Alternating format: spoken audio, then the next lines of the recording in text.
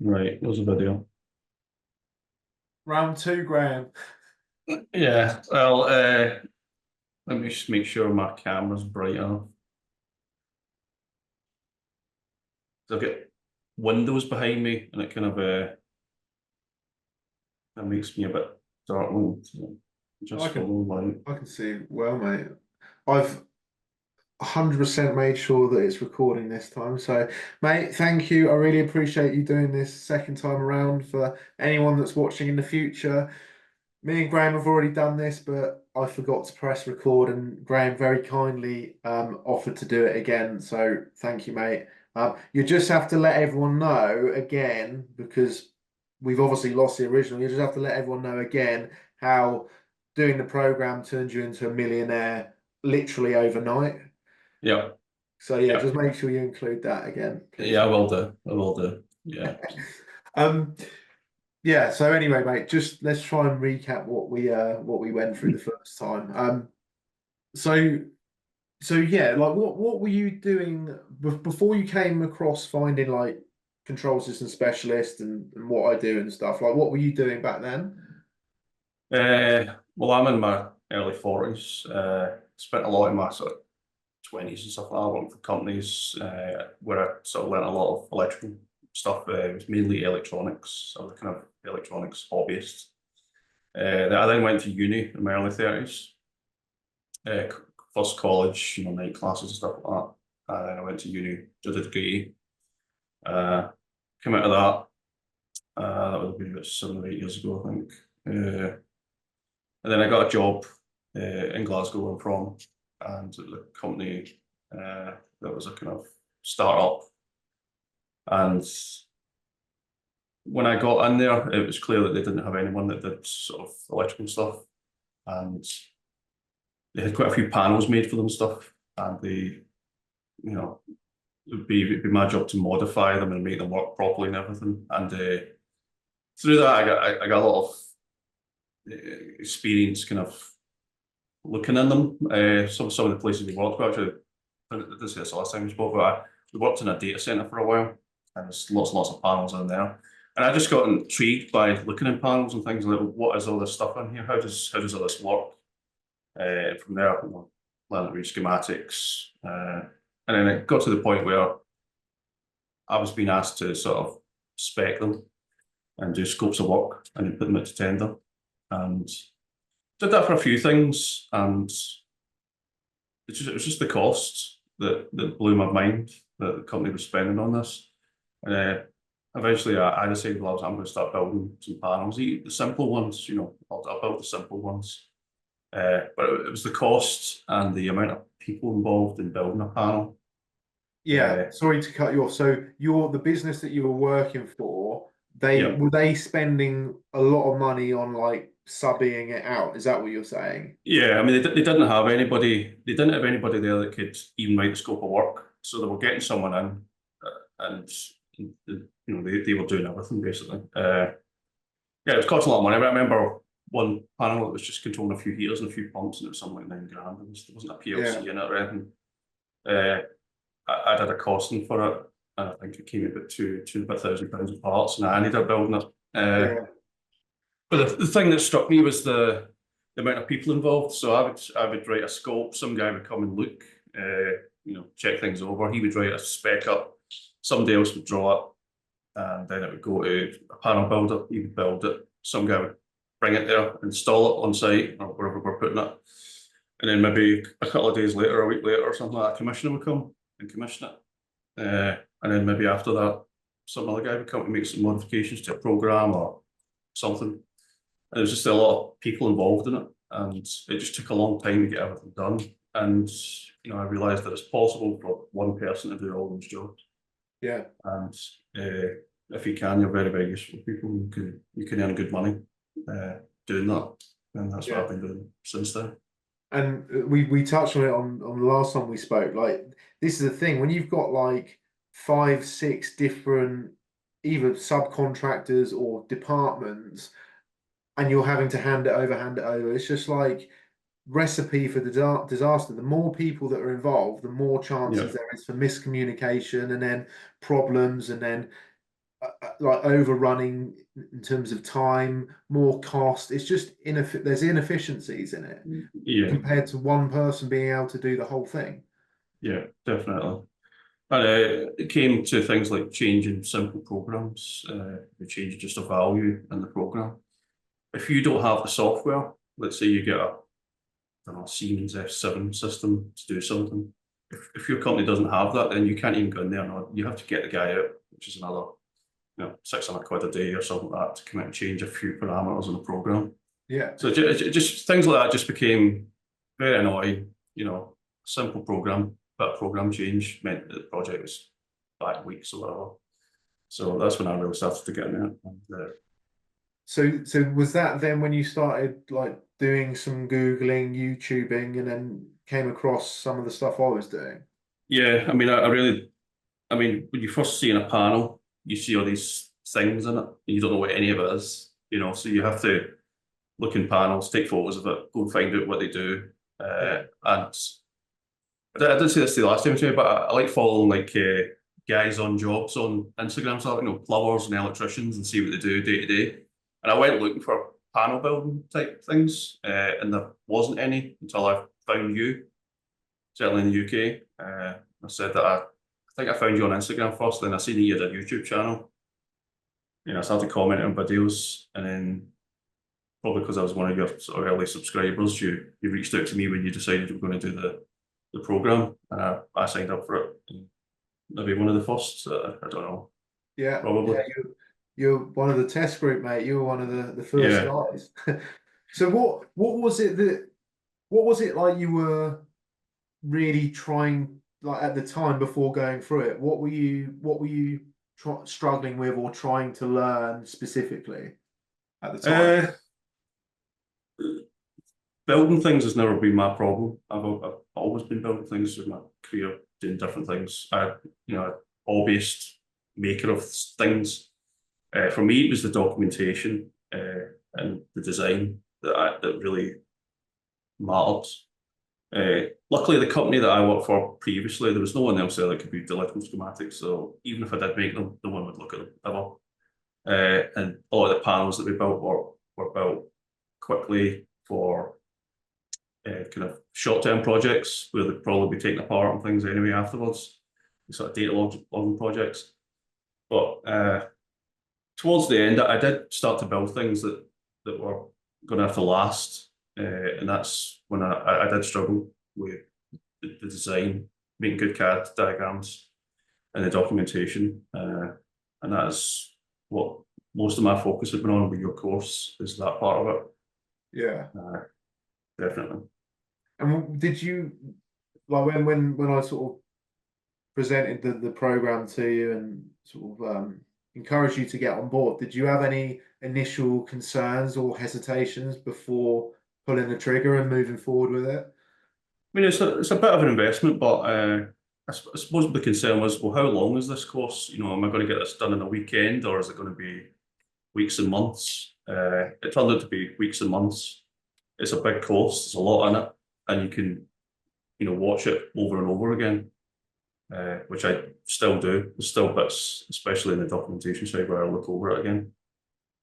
So that was only apprehension, but it was unfounded because it's such a big course, and because it's a real project as well. It's not a kind of test thing. It's an actual real project that you might come across in the wild. A BMS system, which is in every building built now. There's a BMS of some sort.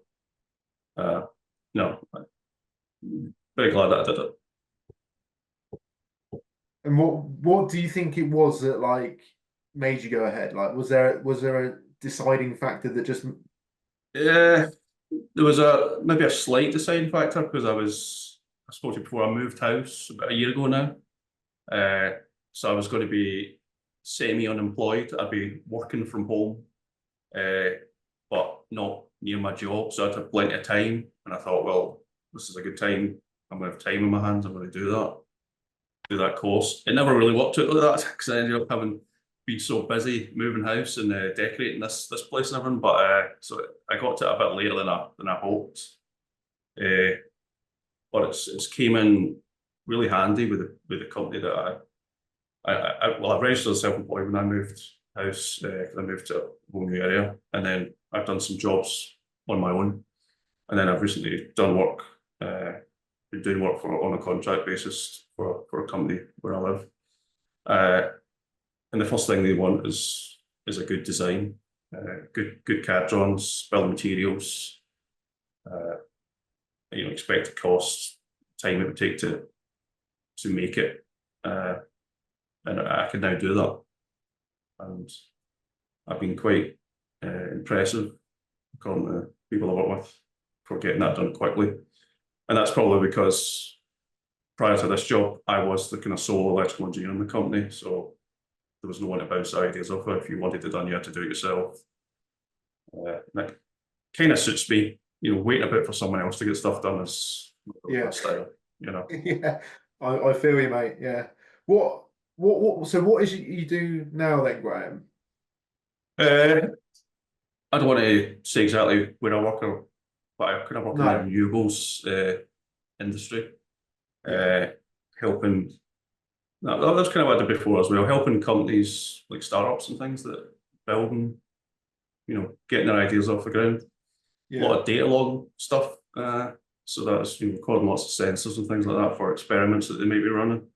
I have built a panel in the last week that I finished. I said to you yesterday, I was away mounting it on the wall and connected to the power and stuff like that. And a couple of weeks from now, we'll be finishing and commission it. And then it's going to be tested out in the sea. So that's another bit that I've had to learn some stuff as well, and marine regulations and things like that. But yeah, that's what I'm doing at the minute. I've just been given another project from the same company, another sea project. Before I took this call, I was gathering a list of all the data sheets of the equipment that they have to do some calculations for power consumption. It's like a comms cabinet, undersea comms cabinet. So, so yeah. What services do you generally offer then now? Like, what can you offer if a business comes to you? What do you tell them that you can help them with? Well, electrical design is definitely one thing that if they just wanted a design for something, I could provide that. I can also do panel building. I haven't done quite a few now. I've got plenty of photos of the sort of work that I can churn it. My work's generally neat and tidy, so that's can be quite impressive. But I can, if it's not too big for me to take on myself, I can take on an entire project, which I've just done. I've done absolutely everything in it, including ordering all the parts and delivering it to site. So I can handle the whole thing now. How does that feel? Being able to deliver whole projects? It feels good because you get all the wages for it as well. You got the money. You're not paying anybody else. I don't have any subbies on this particular project. And you're just being very useful with people. You're worth a lot of money if you can do all of those tasks. Even project managing yourself is worth a lot of money to a company. Yeah. And going back to what we talked about earlier, like to a business, like you're a subcontractor, but it's even more valuable to a business because they only have to deal with you, one subcontractor, for the whole thing. Like that just removes so much headaches for them as well. That's another value add. Yeah, definitely. Yeah. They'll have to speak to me, and that is wonderful because it's only one person you have to try and get a hold of. Yeah. Not wait if you can't get a hold of this guy. Yeah, that is a big bonus to companies if you can do all of it. Do you use that when you're I don't know whether you're even sort of like competing, maybe they just come straight to you, but do you use that in your communication when you're trying to win projects? Yeah. I was asked to speak to this company. Someone asked would I come in just for a casual chat, and they asked me the sorts of things I did, and I showed them some panels I built and stuff like that, and they said, well, who builds the panels? I was like, well, I do that. Who does the design? And I was like, well, yeah, I do it all. And that was just what that I'd done in the previous month or two before. You know, this is a very recent thing. So yeah, that was pretty impressive to them, because finding people, especially on shorter notice, to do projects like that, it's very difficult. Yeah. You know, very difficult to find people, especially where I live, which is not it's a pretty remote area of Britain. Well, yeah, there's not many people do this kind of thing here.